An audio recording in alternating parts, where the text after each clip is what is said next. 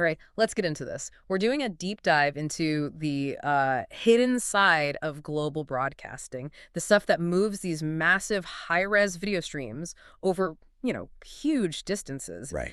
And today we're really focusing on one workhorse, the Thor Broadcast F-8SDI-B-3G-TXRX-RM system. And this is it. This is the definitive piece of kit that the pros rely on. It's a 19-inch rack-mountable box, a transmitter, and receiver pair. And the price tag alone tells you a story. It's nearly $15,000. Exactly. So you know right away this is for mission-critical, high-stakes work. So here's the basic problem this thing solves, right? How do you move 8 full broadcast feeds from, say, Boston to New York through a cable that's thinner than a piece of spaghetti? That really is the aha moment with this gear. It's designed to handle 8 bidirectional channels of video. We're talking SD, HD, 3G-SDI, even 4K. All over a single strand of optical fiber. One single strand. I mean, think about the savings in cost and labor. You're running one cable instead of 8 separate heavy-duty lines. So how does it physically do that? How do you cram 8 signals into one tiny piece of glass without them just, smashing into each other? Well, the secret is something called coarse wavelength division multiplexing, or CWDM. Okay. So instead of trying to slice up time or use compression, they just leverage the light itself. Every one of those 8 SDI signals gets its own laser and its own specific optical wavelength. So it's literally like giving each video feed its own dedicated color of light. That's a perfect way to put it. They use these very precise separated frequency bands like the 1310 nanometer and 1550 nanometer CWDM bands, and that guarantees those different colors travel down the single mode fiber at the same time with zero crosstalk. And they have to keep that signal perfect over some serious distances. The specs say the high-powered versions can go up to 120 kilometers. Yeah, and it's not just about getting it there, it's about guaranteeing stability. Yeah. That's why they talk about a 35 dB optical link budget.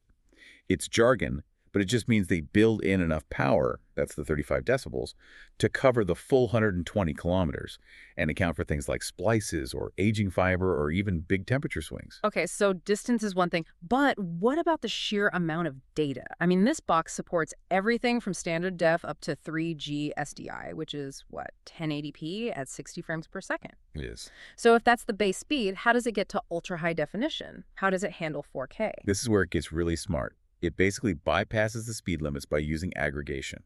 So if you need 4K at a high frame rate, like 60 Hertz, it just uses 4 of its 3G SDI lines working together to carry that single massive image. Oh, so it bundles them. It bundles them. Okay. And if you only need 4K at 30 Hertz, it's a bit less data, so it can consolidate that across just 2 3G SDI lines. So it's using the full capacity of its existing channels to kind of trick the system into carrying 4K. That's a classic engineering solution to a bandwidth problem. Absolutely.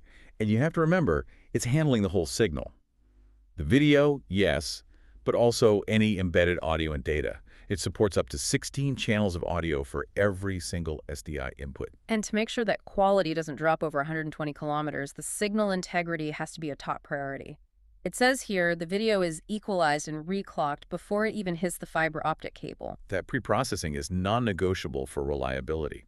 But what's just as critical for the engineers on site is the flexibility.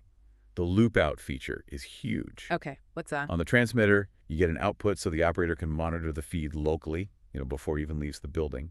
And then the receiver has dual outputs for every channel coming in. So you can monitor it there and send it further into the facility. And I assume none of this matters if the equipment doesn't speak the same language as everything else in the broadcast truck or studio. Of course. It has to adhere to a whole bunch of really strict industry standards.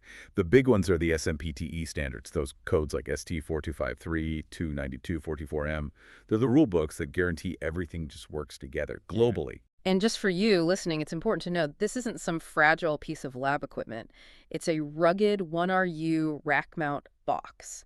It has an internal universal power supply, and it's built to run in crazy conditions, from -10 Celsius all the way up to 55 Celsius. This thing is meant to live in a metal box on the side of a highway and just work flawlessly. So when you put it all together, what does this mean? The Thor F-8SDI is really the gold standard for this kind of high bandwidth, long-haul video infrastructure. It's that unseen engine, just efficiently bundling 8 professional streams, video, all that audio, all that data into a single stream of light. It really leaves you with a final thought, doesn't it? Just the sheer dizzying volume of information, a live football game, a global news feed, a concert, All of it being silently and reliably packed into the tiny core of one standard STPC fiber connector just to meet these relentless global broadcasting demands.